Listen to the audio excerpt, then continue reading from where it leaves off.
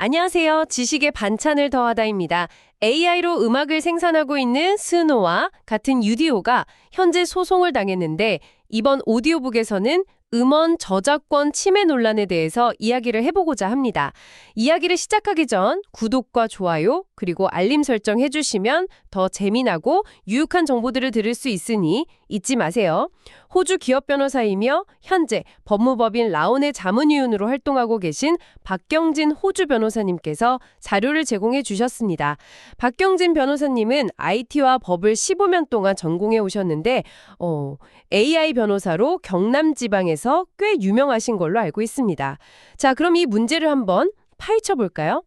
주요 음반사들이 AI 음악 스타트업을 상대로 소송을 제기했다는 소식인데요. 네, 그러니까 2024년 6월 24일에요. 소니뮤직, 유니버설 뮤직 그룹, 워너레코드 같은 정말 대형 음반사들이죠. 그렇죠. 거대 기업들이죠. 이 회사들이 AI 음악 스타트업인 수노와 유디오 이 두 곳을 상대로 저작권 침해 소송을 제기했습니다. 네, 맞습니다. 음반사들 주장은 간단해요.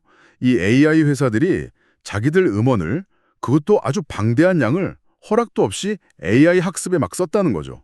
무단으로 학습시켰다. 네. 그래서 그걸로 이제 기존 가수들 음악이랑 비슷한 그런 음악들을 만들어내고 있다. 이런 주장입니다. 그래서 요구하는 금액도 상당하던데요? 네. 그게 곡당 최대 15만 달러. 우리 돈으로 하면 약 2억 1천만 원 정도의 손해배상을 요구하고 있는 상황이에요. 와, 곡 하나당 2억이 넘는다니 정말 큰 금액이네요. 그렇죠. 음반사들 입장에서는 그만큼 피해가 크다고 보는 거고요. 특히 미국 음반산업협회 RIAA라고 하죠. 네네, RIA. 여기서도 아주 강하게 비판하고 있어요. AI 스타트업들이 아티스트 동의 없이 작품을 그냥 막 복제해서 이익을 얻고 있다. 이런 식으로요.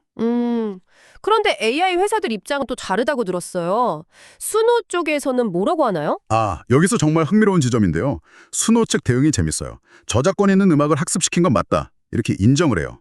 인정을 한다고요? 네, 인정을 하면서도 이게 공정이용 원칙에 따라서 문제가 없다는 거예요. 공정이용이요? 그 법률 용어 나왔네요. 네, 단순히 기존 컨텐츠를 그냥 모방하는 게 아니라 이걸 학습해서 완전히 새로운 결과물을 만들어내는 거다. 그러니까 괜찮다. 이런 논리죠. 공정이용이라는 말이 나왔는데 이게 정확히 어떤 개념인가요? 좀 헷갈리는데요? 네. 이게 미국 저작권법 제107조에 나오는 개념인데요. 저작권이 있는 저작물이라도 어떤 특정 조건 아래서는 저작권자 허락 없이도 제한적으로 사용할 수 있게 허용해주는 원칙이에요. 특정 조건 하에서요? 네, 법원에서 판단할 때는 주로 4가지 기준을 봅니다.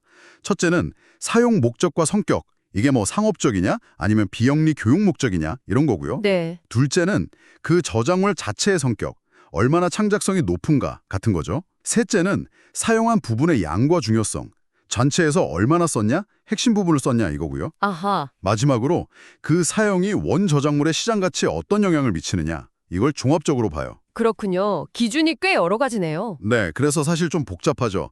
특히 음악 같은 경우는 창작성이 굉장히 높다고 보거든요. 그렇죠. 예술 분야니까요. 그래서 공정 이용으로 인정받기가 다른 분야보다 좀 더 까다로울 수 있어요. 원곡이랑 조금이라도 비슷하다 이렇게 느껴지면 인정받기 어려울 수도 있는 거죠. 그럼 수노는 이 공정 이용 주장을 어떻게 방어하려고 할까요?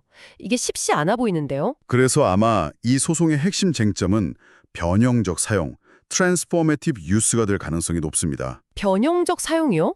그건 또 뭔가요? 네, 그러니까 AI가 기존 음원을 그냥 단순히 복제한 게 아니다. 이걸 넣어서 완전히 새롭고 다른 무언가를 창조했다는 점을 입증해야 하는 거예요. 그래야 공정 이용 주장이 좀 힘을 받을 수 있거든요. 그러니까 원본을 그냥 쓴 게 아니라 뭔가 새롭게 바꿨다. 이런 걸 증명해야 하는 거군요. 맞습니다.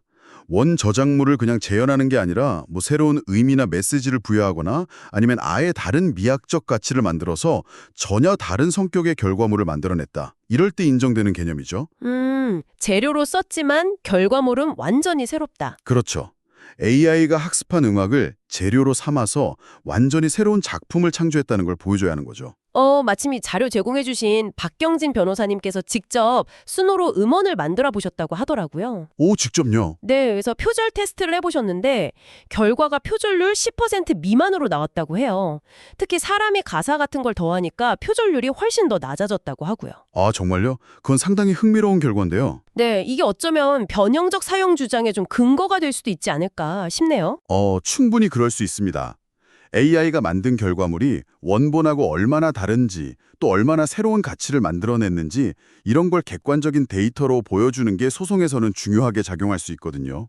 그렇군요. 물론 법원이 최종적으로 어떻게 판단할지는 끝까지 지켜봐야 알겠죠. 정말 흥미로운 지점이네요. AI 기술이 막 발전하면서 기존의 저작권 개념하고 충돌하는 지점들이 계속 이렇게 나타나는 것 같습니다. 맞아요. 이 소송 결과가 앞으로 AI 콘텐츠 생성 분야랑 저작권법의 관계에 정말 중요한 영향을 미칠 거예요. 그렇죠. 기존 창작물의 가치를 어떻게 보호할 거냐, 또 동시에 새로운 기술 발전은 어떻게 장려할 거냐, 이 사이에서 균형점을 찾는 게 정말 중요하죠. 이 모든 것이 우리에게 또 이 산업에 의미하는 바는 무엇일까요?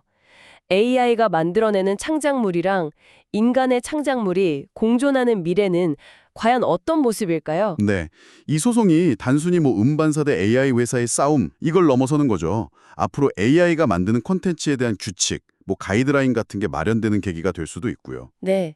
어쩌면 AI가 만든 음악이 빌보드 차트 상위권에 오르는 그런 날도 정말 올지 모르겠네요. 하하, 가능성이 없지는 않겠죠. 이 기술 발전 속도를 보면요. 어쩌면 우리는 창작이라는 행위 자체의 의미를 다시 생각해보게 될지도 모릅니다. 인간의 고유 영역이라고 생각했던 창의성이 기술과 만났을 때 그 미래는 과연 어떤 모습일지 한번 생각해보는 것도 좋을 것 같습니다. 오늘의 이야기 어떠셨나요? 궁금한 사항이 있으시면 아래 댓글 남겨주시길 바랍니다. 그럼 이만 마무리하겠습니다. 안녕!